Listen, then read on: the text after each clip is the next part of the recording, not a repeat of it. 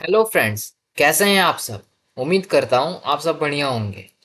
Last कुछ video से हम पढ़ रहे हैं कि प्रोसीजर ओरिएंटेड प्रोग्रामिंग के बारे में और ऑब्जेक्ट ओरिएंटेड प्रोग्रामिंग के बारे में। पर आज हम जानेंगे जावा के बारे में। उसकी हिस्ट्री क्या थी, उसके प्रोग्राम के टाइप्स क्या क्या हैं, कंपाइलेशन और जेवीएम के बारे में भी। आज की क्लास वैसे तो काफ़ी थियोरिटिकल है, पर मैं आपको बड़े ही इंटरेस्टिंग वे में समझाने वाला हूँ। तो चलिए शुरू करते हैं। क्या आपको पता है, जावा एक आइलैंड है इंडोनेशिया में, और वहाँ की फेमस कॉफ़ी के नाम पर ही इस प्रोग्रामिंग लैंग्वेज का नाम रखा गया है। इंटरेस्टिंग है ना। लेकिन आज के बाद कोई पूछे जावा क्या होता है तो आप सिर्फ कॉफ़ी की बात नहीं करेंगे, आप बोलेंगे जावा एक पावरफुल प्रोग्रामिंग लैंग्वेज है जो आज दुनिया की ऑलमोस्ट हर टेक्नोलॉजी में यूज़ होती है। तो लेट्स गेट स्टार्टेड। आज के वीडियो में हम कवर करने वाले हैं जावा क्या है, इसका इंट्रोडक्शन, जावा के दो टाइप्स ऑफ प्रोग्राम्स, एप्लेट्स और एप्लीकेशंस, जावा का कंपाइलेशन प्रोसेस, सोर्स कोड से लेकर के जेवीएम तक का पूरा सफ़र, जेवीएम क्या होता है और ये कैसे काम करता है। तो चलिए शुरू करते हैं। तो पहले समझते हैं जावा आया कहाँ से है। साल था 1991। एक कंपनी थी जिसका नाम था सन माइक्रो सिस्टम्स। वहाँ एक इंजीनियर था, जेम्स गॉसलिंग, जो सोच रहा था कि एक ऐसी प्रोग्रामिंग लैंग्वेज बनाई जाए जो एक बार लिखो और दुनिया की किसी भी मशीन पे चले। उस टाइम प्रॉब्लम ये था कि अगर आपने एक प्रोग्राम विंडोज़ पे बनाया तो वो सिर्फ विंडोज़ पे ही चलता था, लिनक्स पे नहीं, मैक पे नहीं। ये बहुत बड़ी प्रॉब्लम थी। जेम्स गॉसलिंग और उनकी टीम ने एक ऐसी लैंग्वेज बनाई जिसको उन्होंने ओक नाम दिया, एक ओक ट्री के नाम पे, जो उनके ऑफिस के बाहर था। बाद में 1995 में इसका नाम बदल के जावा रख दिया गया और इसको दुनिया के सामने लॉन्च किया गया। और ये लैंग्वेज इतनी पॉपुलर हुई कि आज 3 बिलियन से ज़्यादा डिवाइसेस पर जावा चल रही हैं। Mobile phones, ATM machines, smart TVs, satellites, सब जगह जावा है। अब सीधा डेफिनेशन पे जाते हैं। जावा क्या है। जावा एक high level object oriented platform independent programming language है जो सन माइक्रो सिस्टम्स ने 1995 में डेवलप की थी। आज इसको ओरेकल कॉरपोरेशन मैनेज करता है। यहाँ तीन इंपॉर्टेंट वर्ड्स नोट करो: high level language, object oriented and platform independent. अब इन्हें एक एक करके समझते हैं। हाई लेवल लैंग्वेज, इसका मतलब ये लैंग्वेज हमारे लैंग्वेज के काफ़ी करीब है। आपको मशीन के बाइनरी यानी कि 0 और 1 में कोड नहीं लिखना पड़ता है। आप नॉर्मल इंग्लिश जैसे इंस्ट्रक्शन लिखोगे, कंपाइलर का काम है उसे मशीन के लिए ट्रांसलेट करना। सेकंड, ऑब्जेक्ट ओरिएंटेड, इसका मतलब जावा में हम दुनिया को ऑब्जेक्ट्स की तरह देखते हैं। जैसे रियल लाइफ में एक कार एक ऑब्जेक्ट की जैसे प्रॉपर्टीज़ है, कलर, स्पीड और एक्शंस हैं, स्टार्ट एंड ब्रेक। जावा में भी ऐसे ही काम होता है, जैसे कि हमने लास्ट वीडियो पे भी पढ़ा था ऑब्जेक्ट ओरिएंटेड प्रोग्रामिंग लैंग्वेज पे। Point number 3, platform independent. ये जावा का सबसे बड़ा सुपर पावर है। एक बार जावा में प्रोग्राम लिखो और फिर उसे विंडोज़ पे, मैक पे, लिनक्स पे, एंड्रॉयड पे कहीं भी चलाओ बिना कुछ चेंज किए। जावा का टैगलाइन ही है राइट वंस रन एनीवेयर। उसे हम लोग WORA से भी डिनोट करते हैं। आइए चलिए अब देखते हैं जावा के दो मेन प्रोग्रामिंग टाइप्स के बारे में। एक है जावा एप्लेट्स और दूसरा है जावा एप्लीकेशंस। सबसे पहले देखते हैं जावा एप्लेट्स क्या है। जावा एप्लेट एक छोटा जावा प्रोग्राम होता है जो किसी वेब ब्राउज़र के अंदर रन करता है। ये इंटरनेट पे एम्बेड होता है और यूज़र के ब्राउज़र में डाउनलोड होकर डायरेक्टली एग्जीक्यूट होता है। समझ में नहीं आया होगा। ये सिंपली ब्राउज़र में रन होता है, आपको अलग से कुछ इंस्टॉल करने की ज़रूरत नहीं है। एप्लेट क्लास को एक्सटेंड करता है। जावा में जावा एप्लेट डॉट एप्लेट एक क्लास है और एप्लेट प्रोग्राम इसी से बनते हैं। इसमें मेन मेथड नहीं होता है। एप्लेट्स का लाइफ साइकिल ब्राउज़र कंट्रोल करता है। इनिट, स्टार्ट, स्टॉप, डिस्ट्रॉय, ये मेथड्स ब्राउज़र कॉल करता है। साथ ही साथ सिक्योरिटी रिस्ट्रिक्टेड होते हैं इसमें, ताकि एप्लेट्स जो है वो आपके कंप्यूटर के पर्सनल फाइल्स को एक्सेस ना कर सके। आज के समय पे एप्लेट्स डेप्रिकेट हो चुके हैं। इसका मतलब मॉडर्न ब्राउज़र्स अब एप्लेट को सपोर्ट नहीं करते हैं, जैसे कि क्रोम, इंटरनेट एक्सप्लोरर, ब्रेव, ये सारे अब जावा एप्लेट को सपोर्ट नहीं करते हैं। रियल टाइम एग्जांपल एप्लेट के, पुराने बैंकिंग वेबसाइट पे एक कैलकुलेटर होता था जो सीधा वेब पेज में काम करता था। ईएमआई कैलकुलेटर, एफडी कैलकुलेटर, वो एप्लेट ही होता था।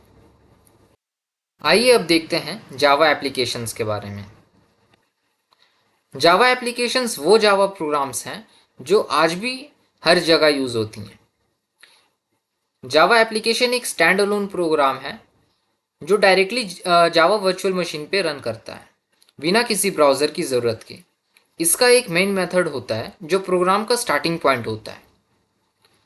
टाइप्स ऑफ जावा एप्लीकेशन में आते हैं console applications, GUI based applications, web and mobile applications. Console applications वो एप्लीकेशंस हैं जो कि टेक्स्ट बेस्ड प्रोग्राम होते हैं और टर्मिनल पे आउटपुट दिखाते हैं। हम क्लास 9 पे यही सीखने वाले हैं। जीयूआई डेस्कटॉप एप्लीकेशंस, ये वो एप्लीकेशंस हैं जिनमें बटन्स, विंडोज़, टेक्स्ट बॉक्सेस होते हैं जिन्हें आप देख सकते हैं। रियल टाइम एग्जांपल में एडोब एक्रोबैट रीडर, ये एक जीयूआई डेस्कटॉप एप्लीकेशन है। वेब एप्लीकेशंस वो एप्लीकेशंस हैं जो कि हमारे वेब ब्राउज़र्स पे चलती हैं, जैसे कि नेट बैंकिंग एप्लीकेशन और भी कई सारे एप्लीकेशंस होते हैं। इसके लिए हम जेएसपी और शेरवेलेट जैसे लाइब्रेरीज़ का यूज़ करते हैं। एंड्रॉयड मोबाइल एप्लीकेशंस वो हैं जो हमारे एंड्रॉयड मोबाइल्स में चलती हैं। इसके लिए हम लोग एंड्रॉयड स्टूडियो जैसे टूल्स का यूज़ करते हैं। आइए देखते हैं जावा कंपाइलेशन प्रोसेस के बारे में। जब हम जावा कोड लिखते हैं वो कंप्यूटर तक कैसे पहुंचता है, ये एक बहुत ही इंटरेस्टिंग प्रोसेस है। सबसे पहले हम एक फ़ाइल बनाते हैं डॉट जावा फाइल, जिस पे हम लोग अपना सोर्स कोड लिखते हैं। सोर्स कोड यानी जो भी हम कोड लिखना चाहते हैं। जैसे ही हम रन बटन दबाते हैं, सबसे पहले जावा कंपाइलर हमारे सिंटैक्स एरर्स चेक करता है। सिंटैक्स एरर चेक करने के बाद वो उसे सोर्स कोड को ट्रांसलेट करता है इंटरमीडिएट कोड में। इंटरमीडिएट कोड यानी कि बाइट कोड। उसके बाद वो एक डॉट क्लास फाइल बनाता है जो कि लिखा होता है बाइट कोड पे। फिर जेवीएम उस बाइट कोड को मशीन लैंग्वेज पे ट्रांसलेट करता है। मशीन लैंग्वेज पे ट्रांसलेट करने के बाद हमें आउटपुट मिलता है। बस यही थी कंपाइलेशन जर्नी। यहाँ देख सकते हैं सबसे पहला स्टेप में होता है dot Java file. Second step में उसे डॉट क्लास फाइल पे कन्वर्ट किया जाता है और थर्ड स्टेप में हम लोग मशीन कोड पे चेंज करते हैं जो कि मशीन समझ सकता है। आइए मैं आपको इसकी रियल टाइम इम्प्लीमेंटेशन भी दिखाता हूँ। जैसे कि अभी हम एक फ़ाइल क्रिएट करने वाले हैं डॉट जावा के एक्सटेंशन के साथ, हेलो डॉट जावा। अब मैं यहाँ पे हेलो वर्ल्ड का एक सिंपल सा कोड लिखूँगा।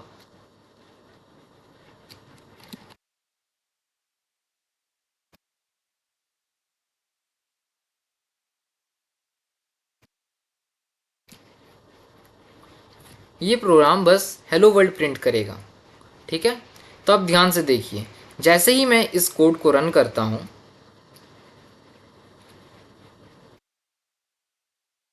आप देख सकते हैं कि एक हेलो डॉट क्लास फाइल बन के आ गया है। अब ये हेलो डॉट क्लास फाइल हमारे आईडी में तो खुलेगा नहीं, तो हम लोग चल के देखते हैं कि ये एक्चुअली में दिखता कैसे है। और यहाँ पे आप देख सकते हैं हेलो वर्ल्ड लिख के आ चुका है हमारे टर्मिनल पे।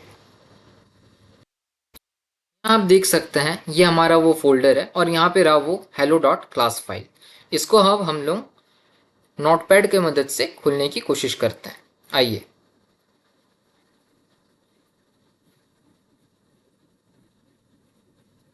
ये देखिए,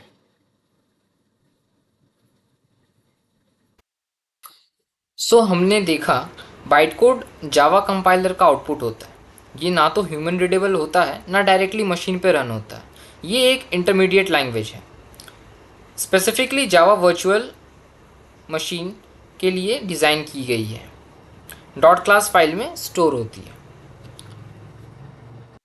इम्पॉर्टेंट ये है कि बाइट कोड किसी स्पेसिफिक ऑपरेटिंग सिस्टम के लिए नहीं होता, वो JVM के लिए होता है और JVM हर प्लेटफॉर्म में पे होता है। JVM बाइट कोड को रन करता है और उसे मशीन कोड पे कन्वर्ट करता है। अब हमारे लिए ये जानना ज़रूरी है कि हर एक अलग प्लेटफॉर्म यानी कि हर एक अलग ऑपरेटिंग सिस्टम का मशीन कोड भी अलग होता है, जिस कारण से बाद बाकी के जो लैंग्वेजेस हैं वो चल नहीं पाते क्योंकि वो डायरेक्टली मशीन कोड जनरेट करते हैं। बट जावा जो है वो एक इंटरमीडिएट लैंग्वेज जनरेट करता है यानी कि बाइट कोड, जिस कारण से बाइट कोड जो है वो JVM पे रन होता है और JVM हर एक अलग ऑपरेटिंग सिस्टम के लिए अलग से बना होता है, सो वो इंडिपेंडेंट होता है। इस कारण से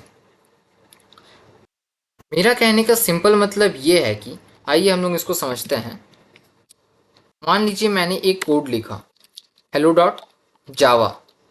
अब जैसे ही मैं इसको रन करूँगा ये मेरा एक डॉट क्लास फाइल बनाएगा, ठीक है, hello डॉट क्लास। उसके बाद ये बनता किसकी मदद से? कंपाइलर की मदद से, और कंपाइलर का नाम क्या है हमारा? जावा सी, ठीक है। जावा सी की मदद से ये डॉट क्लास फाइल बनता है। अब JVM जो है, JVM का काम क्या होता है, और ये भी मैं बता देता हूँ कि ये हेलो डॉट क्लास जो है ये एक इंटरमीडिएट लैंग्वेज है, इसे हम लोग इंटरमीडिएट लैंग्वेज कहते हैं, ठीक है। हाँ, सो अभी JVM का हमारा काम क्या है कि ये जो डॉट क्लास फाइल बना है इसको वो मशीन कोड पे चेंज करेगा,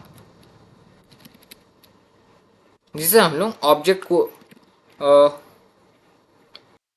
जिसे हम ऑब्जेक्ट कोड भी कहते हैं। और ये ऑब्जेक्ट कोड जो होता है ना, ये हर एक ऑपरेटिंग सिस्टम के लिए अलग होता है। यानी कि आपका मैक ओएस के लिए एक अलग मशीन कोड होगा,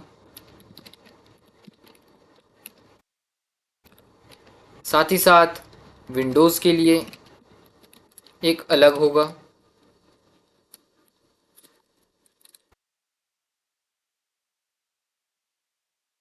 और लिनक्स के लिए भी अलग होगा। सो अलग अलग होगा। तो JVM का काम क्या होता है कि JVM इनके हिसाब से उसको ट्रांसलेट करता है। अब JVM इनके हिसाब से ट्रांसलेट कैसे कर सकता है? क्योंकि JVM जो होता है वो अलग अलग बने ही होते हैं। फॉर एग्ज़ाम्पल मैकओएस के लिए एक अलग JVM होगा, इसके लिए भी, विंडोज़ के लिए भी JVM अलग से बना होता है, लिनक्स के लिए भी JVM अलग से होता है। लेकिन ये किसी भी JVM को अगर हम लोग डॉट क्लास फाइल देते हैं तो वो उसको प्रॉपरली रन कर सकता है। हमें ये जानना ज़रूरी था। अब मैं आपको एक ये बताता हूँ, इसकी मदद से समझिए कि जैसे कि C++ भी एक प्रोग्रामिंग लैंग्वेज होता है। अब अगर हम लोग C++ में एक कोड लिखते हैं .cpp, हाँ मैं ये भी बता देता हूँ कि जावा को हम लोग प्लेटफॉर्म इंडिपेंडेंट लैंग्वेज कहते हैं, लेकिन C++ एक प्लेटफॉर्म डिपेंडेंट लैंग्वेज है, ये इंडिपेंडेंट नहीं है। ये इंडिपेंडेंट क्यों नहीं है ये देखिए। अब ये जो बनाता है ये hello.exe फाइल बनाता है। अब ये exe फाइल क्या होता है ना, ये ऑब्जेक्ट फाइल बनाया, ठीक है, सॉरी ऑब्जेक्ट कोड पे ट्रांसलेट करता है। नॉर्मल हमारे जो सोर्स कोड होता है उसको ऑब्जेक्ट कोड पे ट्रांसलेट किया। अब अगर ऑब्जेक्ट कोड पे डायरेक्टली ट्रांसलेट किया है तो मतलब इसका कोई इंटरमीडिएट लैंग्वेज तो है नहीं। अब अगर मैं इस कोड को, मान लीजिए hello.cpp को अगर मैं विंडोज़ में लिखा हूँ तो क्या मैं इसको लिनक्स पे चला सकता हूँ? नहीं, मैं लिनक्स पे नहीं चला सकता हूँ। मैं .hello.exe फाइल जो है इसको मैं लिनक्स पे नहीं चला सकता हूँ। क्यों नहीं चला सकता हूँ? क्योंकि वो विंडोज़ पे लिखा है और वो डायरेक्टली ये hello.exe जो है वो विंडोज़ का ऑब्जेक्ट कोड पे चेंज किया, मतलब विंडोज़ का मशीन कोड पे चेंज किया गया है, तो जो कि लिनक्स के सिमिलर नहीं होता है। Same for Mac OS. ये मैकओएस पे भी नहीं चलेगा hello.exe। क्यों? क्योंकि ये जो मशीन कोड है वो विंडोज़ का मशीन कोड पे चेंज किया गया है। ठीक है, मशीन कोड और ऑब्जेक्ट कोड एक ही चीज़ है। आप अभी के लिए इतना ही समझिए। अब आपको समझ में आ गया होगा कि हम जावा को इंडिपेंडेंट लैंग्वेज क्यों कहते हैं। क्यों? बिकॉज यहाँ पे ये हेलो डॉट क्लास जो है वो एक बाइट कोड है, बाइट कोड पे बनाता है, जो कि हर एक JVM से प्रॉपरली एग्जीक्यूट किया जा सकता है, चाहे वो मैकओएस का JVM हो, विंडोज़ का JVM हो या लिनक्स का JVM हो। इस हेलो डॉट क्लास को, डॉट क्लास फाइल को हम लोग, डॉट क्लास फाइल किसी भी ऑपरेटिंग सिस्टम के JVM पे एग्जीक्यूट हो सकता है। आइए अब हम जानते हैं JVM यानी कि जावा वर्चुअल मशीन क्या है। जावा वर्चुअल मशीन एक सॉफ्टवेयर बेस्ड वर्चुअल मशीन है जो जावा बाइट कोड यानी कि डॉट क्लास फाइल को रीड करता है और उसे स्पेसिफिक ऑपरेटिंग सिस्टम के मशीन कोड में कन्वर्ट करके एग्जीक्यूट करता है। ये जावा के write once run anywhere principle को पॉसिबल बनाता है। आइए अब देखते हैं JVM के मेन काम क्या क्या है। सबसे पहला, क्लास लोडर। सबसे पहले JVM डॉट क्लास फाइल को मेमोरी में लोड करता है, यानी कि रैम में लोड करता है। फिर बाइट कोड वेरीफायर फिर चेक करता है कि बाइट कोड सिक्योर है या नहीं, कोई मैलिशियस कोड तो नहीं है। फिर इंटरप्रेटर या JIT यानी कि just in time compiler byte code को लाइन बाय लाइन इंटरप्रेट करता है, या JIT कंपाइलेशन से पूरी बाइट कोड को मशीन कोड में कन्वर्ट करता है। फिर आता है गार्बेज कलेक्टर। अगर कोई मेमोरी फालतू की ऑक्यूपाइड है तो गार्बेज कलेक्टर उस मेमोरी को खाली कर देता है, जिससे कुछ आने वाले काम उस मेमोरी को यूज़ कर सकें। मान लीजिए हम कोई एक वेरिएबल यूज़ कर रहे हैं और हमने उस वेरिएबल का यूज़ करके ख़त्म कर दिया काम। अब हमें उस वेरिएबल की कोई ज़रूरत नहीं है, तो गार्बेज कलेक्टर एक ऐसा चीज़ है जो कि उस फालतू पड़े वेरिएबल को मेमोरी एलोकेशन उसका हटा देगा, जिसके कारण हमारा रैम स्लो होने से बच जाएगा और दूसरे कोई प्रोसेसेस जो हैं वो उस मेमोरी को यूज़ कर सकते हैं। क्योंकि हम जानते हैं हमारा रैम काफ़ी छोटा होता है एज़ कम्पेयर टू हमारे हार्ड डिस्क। रैम कितने, खाली 8 या 16 GB के होते हैं, तो हमें उन्हें कंप्यूटर में काफ़ी प्रिसाइजन के साथ यूज़ करना पड़ता है। सो गार्बेज कलेक्टर जावा को फास्ट बनाने के लिए हेल्प करता है। अब चलते हैं नेक्स्ट स्लाइड पे। JDK versus JRE versus JVM। JVM के बारे में अभी हमने पढ़ा, जावा वर्चुअल मशीन। ये एक कोर इंजन है जो कि बाइट कोड को एग्जीक्यूट करता है। JRE क्या है? JRE JVM प्लस कुछ स्टैंडर्ड लाइब्रेरीज को अपने अंदर रखता है। लाइब्रेरीज के बारे में हम लोग आगे चल के पढ़ने वाले हैं, सो अभी के लिए लाइब्रेरीज रहने देते हैं।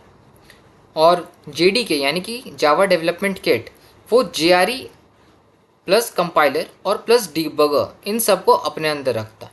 इन्हें हम कुछ ऐसे देख के समझ सकते हैं। हाँ, तो जैसे कि हम एक देख सकते हैं यहाँ पे इमेज में, JDK जो है वो सबसे बड़ा वाला बॉक्स है। उसके अंदर क्या है? JRE प्लस कंपाइलर प्लस एक डिबगर। अब JRE के अंदर क्या है? JVM प्लस कुछ स्टैंडर्ड लाइब्रेरीज। और JVM हमारा क्या करता है? वो डॉट क्लास फाइल को मशीन रीडेबल लैंग्वेज में यानी कि मशीन कोड पे ट्रांसलेट करता है। बस इतना ही है।